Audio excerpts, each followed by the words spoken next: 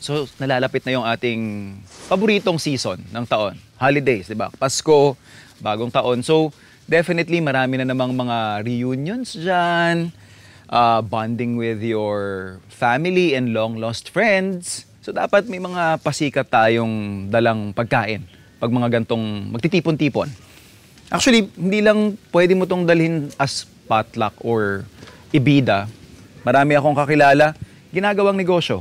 Isa na doon, rellenong bangus. We have here, ito yung mga oversized na bangus. Pag pang party, ito yung the best. Kasi pang centerpiece di ba? Pero pag mga pang negosyo, yung mga dalawahan, yun yung sakto, 2 sa 1 kilo. Pero ito, kailangan lang natin dito is matanggal yung pinaka-loob niya. So, the way we do it is, ito basically, you have your tool. This is your offset spatula or spatula, pwede na rin. Kakayurin mo lang yan loob, make sure na hindi mabubutas yung balat. Yun lang yung rule. Mas madali, iutos nyo kay ate or kay kuya sa palengke. I think magdadagdag lang kayo, mga 5, 10 piso. Kada isang piraso, makukuha nyo na yung parang deboned na or yung parang tinanggal na yung loob niya. So, hahanapin lang natin. Yan. So, mararamdaman nyo naman, mabilis lang yan Shoom. Yan. So, mapapansin ninyo, ayan So, lumuloob na yan. Yan pumapasok na siya. Alalay lang kasi ayaw natin siyang mabutas.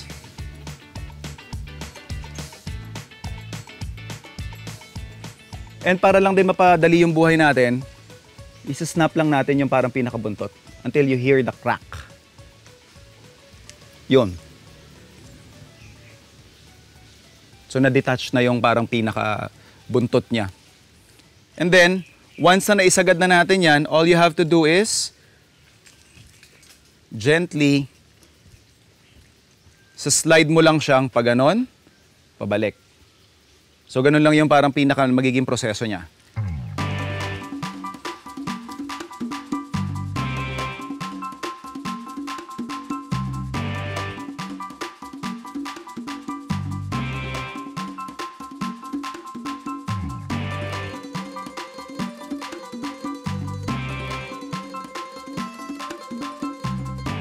Yan 1, 2, 3, go! Alright! Since nakuha na natin yung parang pinakaloob, ang gagawin na lang natin dito is ipopoach na lang natin yung pinakalaman niya. Tapos ito namang casing natin, imamarinate lang natin sa soy sauce at saka kalamansi. Honestly, I think itong step na to is something that you can skip. Yung stuffing kasi natin, meron naman ng timpla yan. Tapos overall, I think very minimal lang yung maidadagdag niyang proseso. Pero I'm a fan of tradition. This is how I see other people do it. Kaya nagmamarinate din tayo ng kalamansi at toyo doon sa ating casing.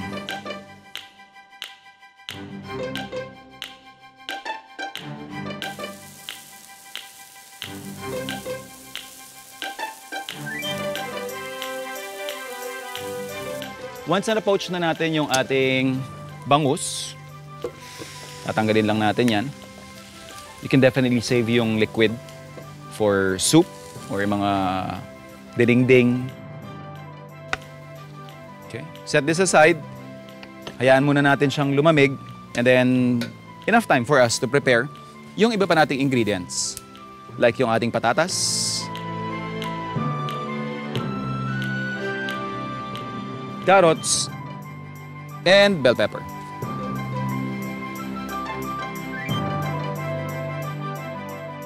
Especially kapag gagawin nyo tong negosyo, ito yung pinaka-critical na step, yung pagtatanggal ng tinik. What we do in the restaurant, alternative, is pinadadaan namin sa food processor. So para yung mga tao hindi uubos ng oras kakatanggal ng tinik, isama nyo na siya doon hanggang sa almost maging mousse na yung maging consistency nung ating fish. So yun yung parang pinaka-hack. Pero kung meron kayong oras, makipagtsikahan sa mga amiga nyo or amigo, pwede nyong manu-manuhin. Tatawag lang ako na respack. Chef Sar.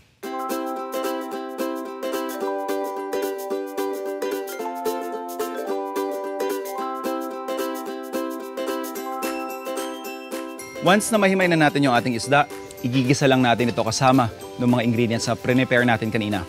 So, hot pan, generous amount of oil, and then pagsasama-samahin ko na yung ating sibuyas, bawang, carrots, at saka patatas.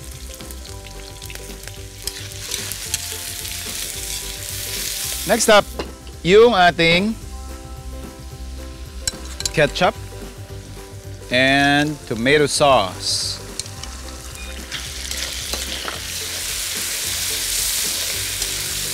Lagay din natin yung ating raisins. And then yung ating fish.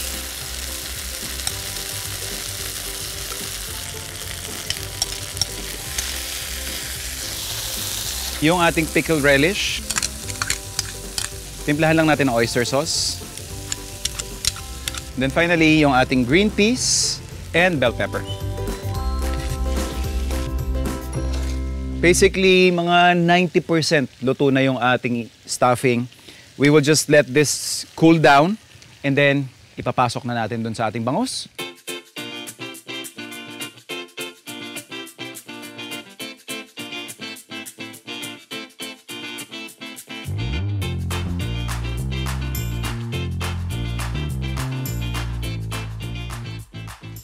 So dinust lang natin yung harina doon sa skin side para lang din for color and mas lumalim yung pagka-brown niya. And finish it off with frying.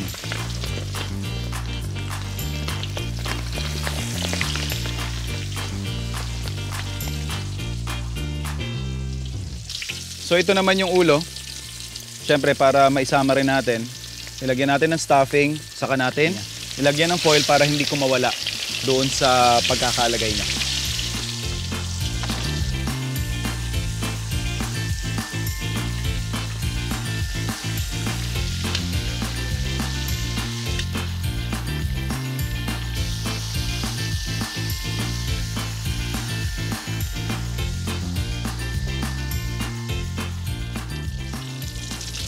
Pwede na mag-serve.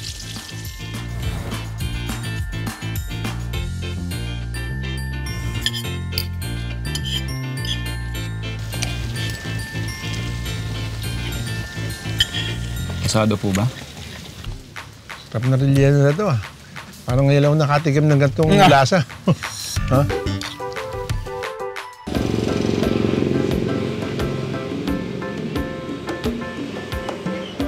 Yung timpla po ni Aling Zenny, actually, restoration business po namin itong mag-asawa. Marami po kaming pinagdaanan na business na bumagsak po magmula nung 2023.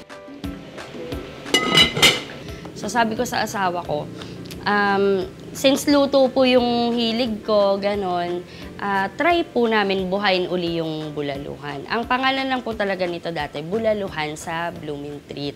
Last December 2024 po kasi, namatay po si Lola Zenny. Tapos, na-acquire ko naman kasi lahat ng skill ko sa pagluluto sa kanya lang. Ako yung assistant niya, ako yung tagahiwa ng lola ko, ganon. Tapos, taga-mix pagka naggagawa siya ng embutido, yan, ng kare-kare. Naisip ko na ipangalan siya sa lola ko, bigyan ng credit yung lola ko. Nagsisimula po kami mamalengke mag-asawa gabi. Inaabangan po namin sa Blooming Treat yung mga, yung mga truck po dyan. Pag nandyan na, alam namin nandyan na yung magbababoy na suki namin. Tapos after niyan, magdidivisorya naman po kami para po dun sa mga gulay po. Sa mga sangkap na kailangan namin. Sa gabi po, yun pong lechon kawali namin, yun po yung isa sa pinakamatrabaho. So, sa gabi pa lang po, pinapalambot na po namin siya. Tapos morning po, 5:30 pagkagising, huhugasan na po siya. Tapos po, yung pata naman po ang isasalang namin at saka yung ribs. Ayan, ngayon po, magluluto po tayo ng kare-kare po. Saka sikreto po, para hindi po siya napapanis agad. Gisang-gisa lang po. Ginagamit ko pong pampakulay sa kare-kare po namin. Hindi po annatto powder, annatto seed po talaga siya. Purong mani, pinapagiling po namin talaga to. Wala po kaming kahit ano talagang nilalagay dito. Pero yun nga po, ang secret recipe po ng lola ko talaga, yung mga sukat po talaga. Kailangan tama lahat yung sukat niyan po. kumulo na po siya, tapos malapot na po siya. Yan, pwede na po yan.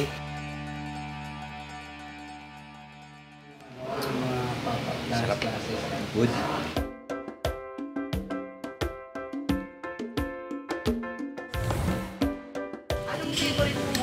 Kaldereta, lechon, pati ito pong kare-kare. Katunayan nga, masasabaw ko pa ito, uuwi ko pa ito sa asawa ko. Parang gusto niya. Inaaral namin yung market. Nakailang business na rin kami dito na talagang sandali lang, ganun. Tapos hindi pumapatok. Kasi nga po, yung mga tao dito sa Blooming Treat, syempre, hinahanap din po nila yung sulit. Sa umaga kasi talagang ang ginagawa namin mag-asawa, nagwo-worship lang kami. Papatugtog kami ng worship habang nagluluto. Naiiyak ako minsan, naalala ko siya, ganun. Tapos minsan kinakausap ko siya na, ayan ang dami kong luto, sarap yung timpla mo. Kasi pag magtitinda ka po, dapat po talaga quality yung ititinda mo. Hindi po yung basta lang may mailabas ka lang, ganun. Na kailangan, bumalik sila. Magustuhan nila yung itsura, magustuhan nila yung lasa, babalik sila. Hindi po yung natrack lang sa una, tas hindi na babalik. Tas masisiraan ka pa, di ba? Masasabi, hindi naman masarap dyan, ganun.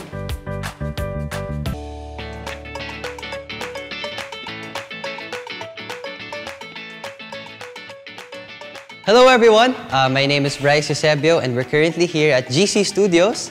Hello, my name is Cheska Young Oliveras. I'm one of the owners of GC Studios. I'm actually familiar with this place now because most of my friends really do classes here. Pero it's my first time being here and I'm actually very excited kasi actually merong cafe dyan sa labas. So perfect yan. So pagkatapos ko sumayaw, actually sasayaw tayo mamaya. Meron po magtuturo sa akin.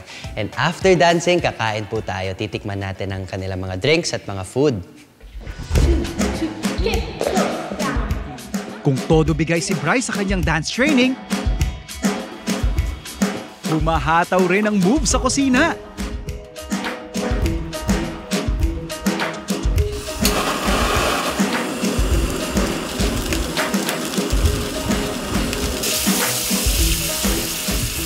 My name is Kat Alcala. I'm the owner of the Good Coffee Club Cafe.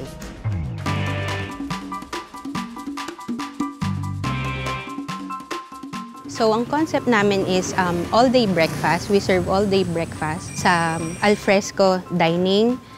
I made sure lang na unique siya, which is nag-focus ako sa mga classic silog dishes, pero nagbigay kami ng twist. Ready ang pagkain! Kamusta na kaya sa dance studio? Mukhang mapapa-extra rice si Bryce. We're actually 3 owners, my sisters. We offer different genres of classes, but mainly hip-hop and street dancing. So we teach choreography classes, foundation classes. We also teach K-pop and different kids classes. And go!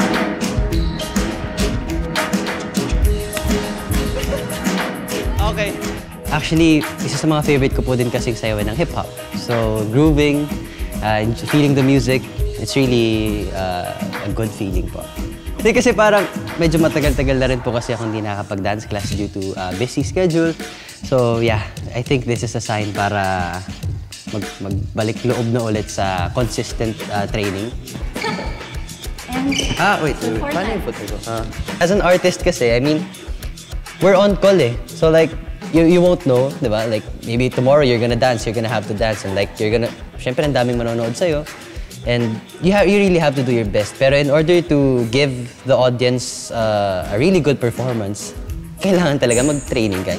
I think this studio is a safe space for everyone. May you be a beginner dancer, intermediate or advanced, open siya for everyone. It gives you the confidence na I feel like when you get into the studio, you can be whoever you want to be.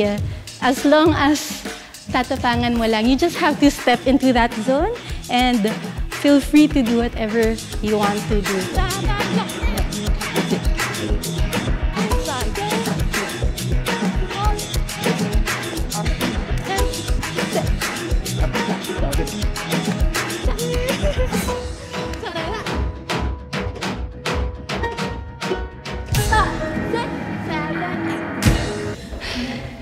Gutom na ako.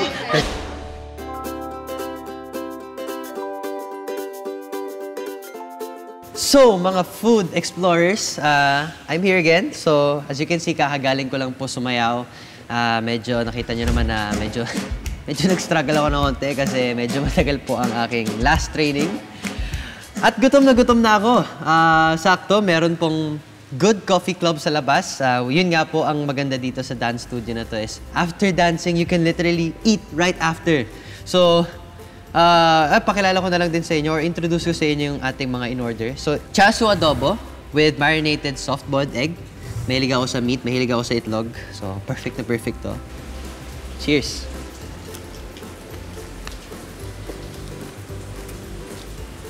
Sarap! Ang sarap! Hindi nawala yung taste ng adobo. It's kind of sweet, which I like personally. And talagang pinaka-favorite part ko yung smoky yung lasa niya. Bagay na bagay talaga siya sa itlog. And ang sarap din ng itlog. Well, marinated siya. Pero honestly, I'm gonna rate it 10 out of 10. And then our next dish is honey glazed tuyo with scrambled egg. Hindi ako madalas kumain ng tuyo. Pero let's see.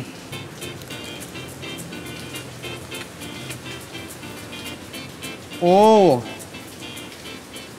Gutom lang ba talaga ako? Masarap talaga yung pagkain. Then, masarap talaga siya. May twist din siya eh. So, it's like honey glaze, di ba? Ako, when I eat toyo, syempre, andyan yung alat. Maganda na nababalance ng honey glaze nila yung alat. And it comes perfectly with the egg. So, I'm gonna take a second bite kasi malakas ako kumain. 10 out of 10 din. Actually, this is very interesting kasi it's called pad krapao. It's like a Thai dish. Tikman natin.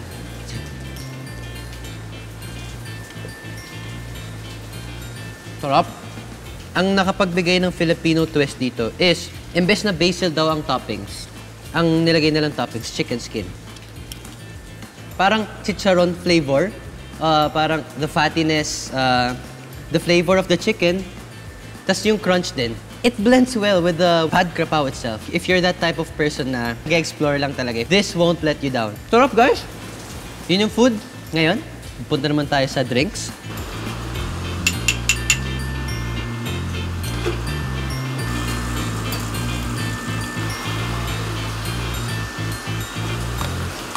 Tikman natin na sea salt latte nila.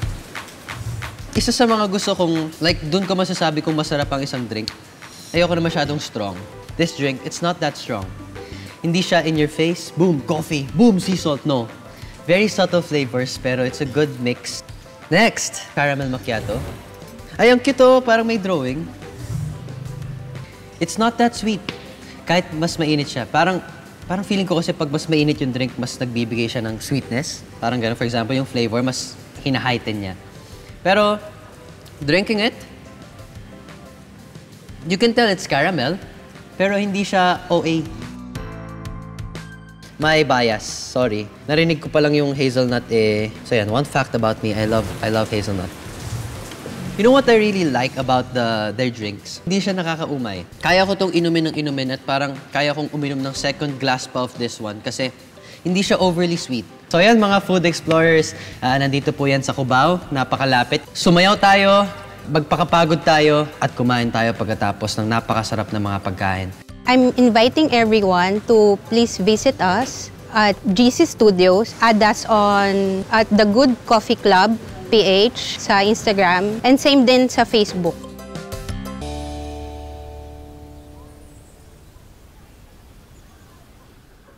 One of the favorites dito sa Cavite is yung kanilang afritada. Afritada na kadalasan patatas, carrots yung kasama. Dito, siguro ibang version lang kasi gumagamit sila ng kamote. Paghahanda ko kayo niyan, saktong-sakto to, pwedeng dalhin sa mga parties. Siyempre, lalong-lalo na pag may mga balikbayan kayong darating. Yun yung naghahanap sila ng yung mga nakasanayang pagkain. Eto, pasok na pasok yan. So we have here our kasim.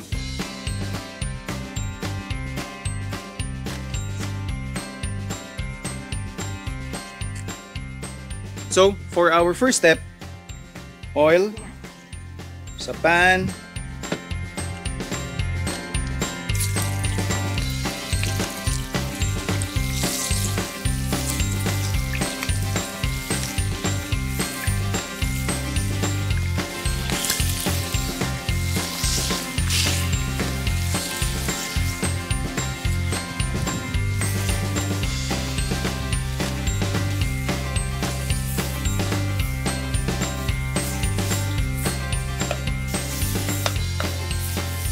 So habang binabrown natin yung ating kasim, tayo na't maghiwa ng mga panggisa.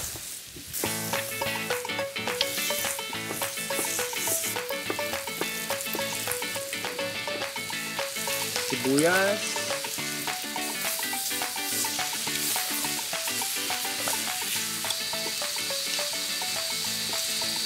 Kamatis.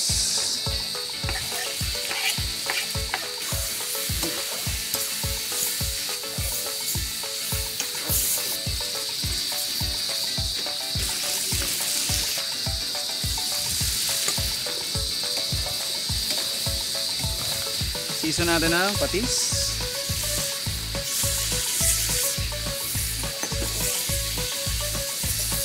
And yung ating tomato sauce.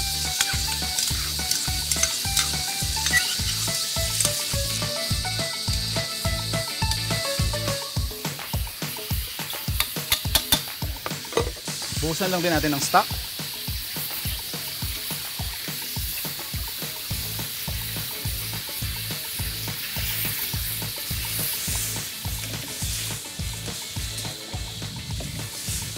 So hayaan lang natin itong mag-simmer hanggang lumambot yung karne. Since medyo malapit nang lumambot yung ating baboy, prepare na natin yung ating kamote.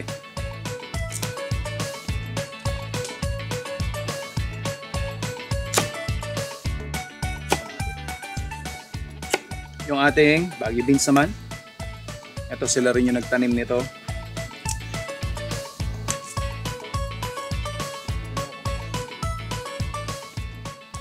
Tapos adjust ko lang ng kaunting tamis.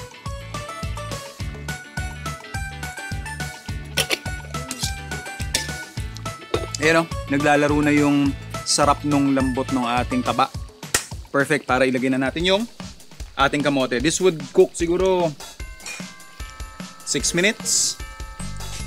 And then ihahabol na natin yung iba pang gulay.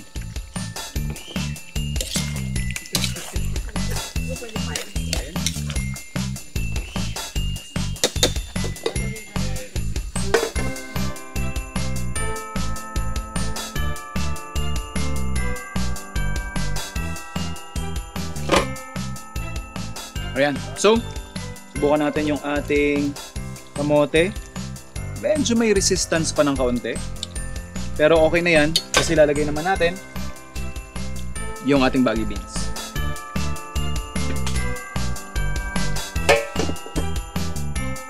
So, luto na yung ating baboy, yung ating kamote, tsaka yung ating Baguio beans. I-finish lang natin with our pechay.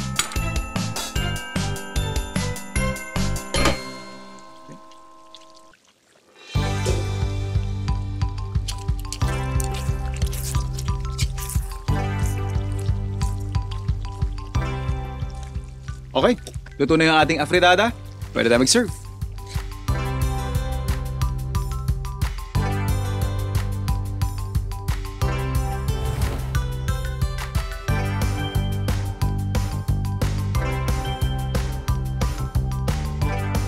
Thank you, Chef.